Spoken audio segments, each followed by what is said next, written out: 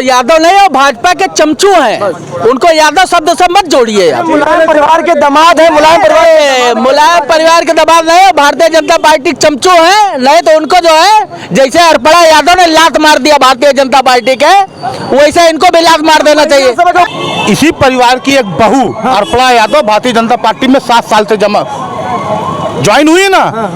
घंटा के अलावा क्या मिला उनको? अरे महिला सभा के उपाध्यक्ष बना दिया गया। अध्यक्ष नहीं बनी है, उपाध्यक्ष तो है। अध्यक्ष कौन सा पद होता है? और पीएम खुद चले जाए उपचुनाव में प्रचार करने के लिए और 100 बार चले जाए, लेकिन करहल में कुछ नहीं उखाड़ पाएंगे, कुछ नहीं उखाड़ पाएंगे। 30 मंत्री भी कुछ नहीं करेंगे। 30 मंत्री और डिप्टी सीएम और प्रधानमंत्री स्वयं चले जाए, फिर भी करहल में एक भी बाल बांका नहीं कर पाएंगे और समाजवादी के तेज प्रताप यादव भारी मतों से विजय होंगे। आज बात करेंगे करहल उपचुनाव को लेकर। करहल में 2 यादव आमने सामने होंगे। समाजवादी पार्टी से तेज प्रताप यादव हैं, तो बीजेपी से मुलायम सिंह के परिवार के दामाद लगते हैं, उनको टिकट दे दिया गया है। अब लड़ाई दिलचस्प हो गई है। अब क्या होगा करहल में? देखिए, भारतीय जनता पार्टी जो है मुलायम सिंह यादव परिवार को लगातार टारगेट करती है और उसी परिवार को टिकट देती है करहल से। सवाल है कि मुलायम सिंह यादव के जो दामाद लगते हैं उनको भारतीय जनता पार्टी ने टिकट दिया और साले बहनोई के जो झगड़ा होता है, जो बताओ साले बहनोई में जो विचार विमर्श होता है हमेशा साला जीतता है, क्योंकि बहन का पक्ष भी पति से ज्यादा भाई के पक्ष में होता है।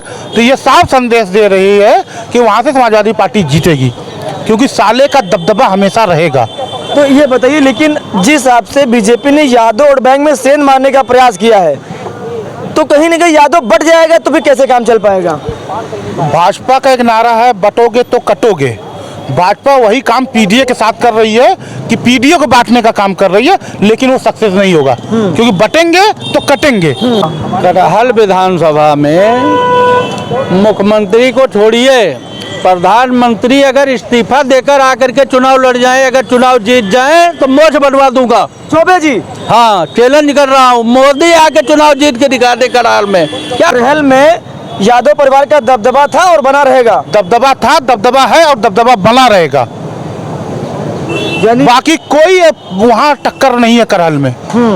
भारतीय जनता पार्टी अगर वहाँ से मुख्यमंत्री आदित्यनाथ योगी को भी लड़ा देंगे तब भी वहाँ से जीत नहीं सकते।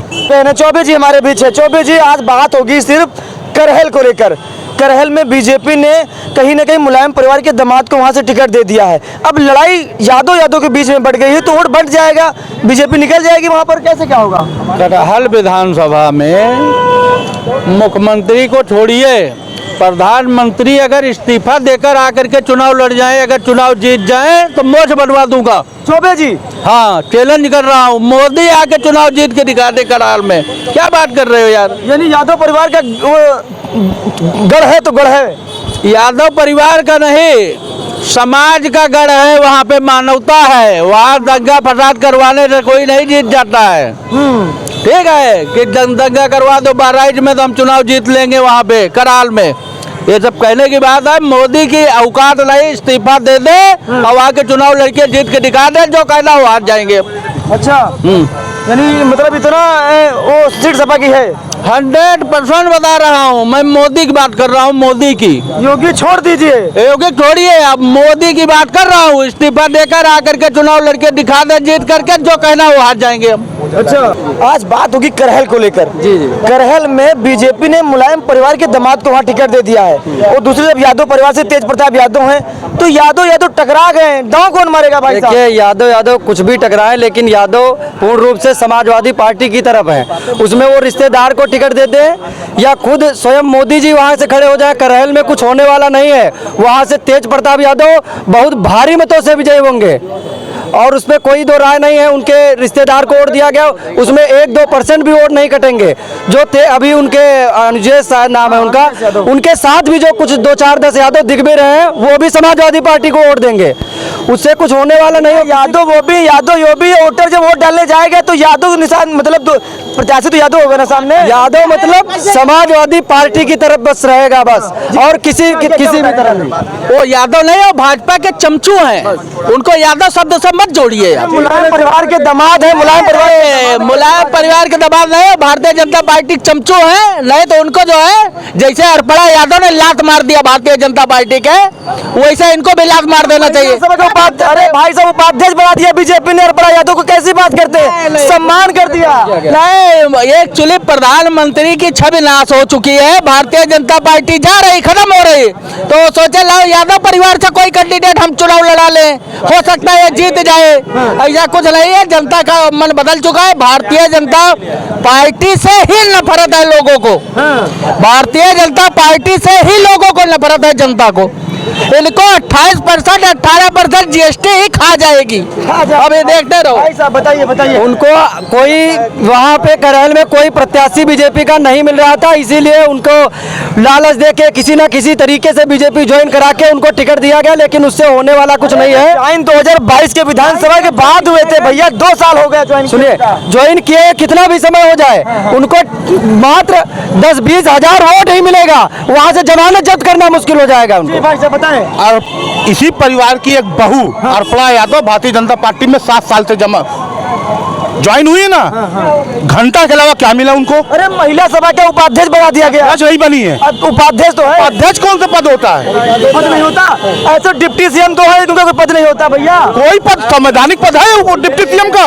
कोई संवैधानिक पद है ही नहीं डिप्टी सीएम का। झुंझुना है, हिलाते रहिए। ब्रजेश पाठक, केशव प्रसाद मौर्य को कोई अहमियत नहीं है। झुंझुना, सब झुंझुना लेके हिला रहे हैं, कोई अहमियत। जो पद संवैधानिक है ही नहीं है, आप 50 उप मुख्यमंत्री बना दीजिए। उप मुख्यमंत्री का क्या दायित्व है? जो पद संविधान ही में नहीं है, उस पद को देके आदमी क्या समझेगा? झुंझुना ही है, बजाते रहिए आप। हरपड़ा यादव जितना अपने परिवार का विरोध करके भारतीय जनता पार्टी में गई थी, उनको तो आज कैबिनेट मंत्री होना चाहिए था।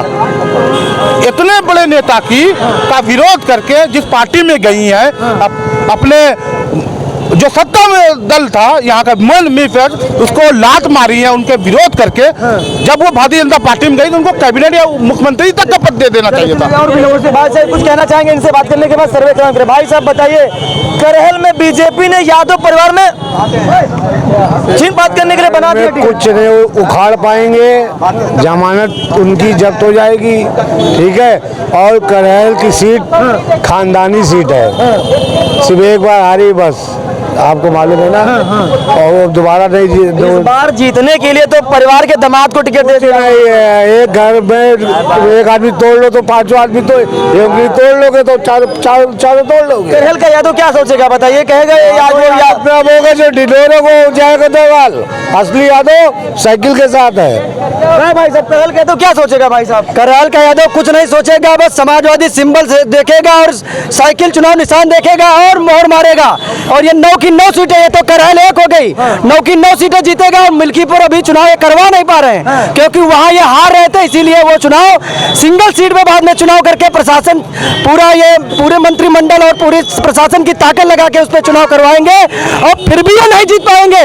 और मिल्कीपुर फिर भी यानी करहल समाजवादियों का गढ़ था, गढ़ है और गढ़ बना रहेगा। गढ़ है और था और रहेगा, उसमें कभी आज कोई नहीं आ पाएगी। बीजेपी के 30 मंत्री वहाँ प्रचार करने जाएंगे, स्वयं मुख्यमंत्री जाएंगे, तब क्या माहौल होगा? मुख्यमंत्री भी चले जाए और पीएम खुद चले जाए उपचुनाव में प्रचार करने के लिए, और 100 बार चले जाए, लेकिन करहल में कुछ नहीं उखाड़ पाएंगे। कुछ नहीं उखाड़ पाएंगे। 30 मंत्री भी कुछ नहीं करेंगे। 30 मंत्री और डिप्टी सीएम और प्रधानमंत्री स्वयं चले जाएं, फिर भी करहल में एक भी बाल बांका नहीं कर पाएंगे, और समाजवादी के तेज प्रताप यादव भारी मतों से विजय होंगे। भाई साहब, तमाम तरह लोगों से बातचीत हो रही थी, करहल को लेकर हमारी लोगों से चर्चा हुई है, और यहाँ के लोगों ने कह दिया कि करहल समाजवादियों का गढ़ था, गढ़ है और गढ़ बना रहेगा।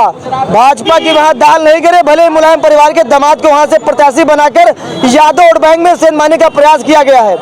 क्या कहता है आने वाले वक्त में पता चलता है। मिलते हैं वीडियो में, तब तक के लिए नमस्कार।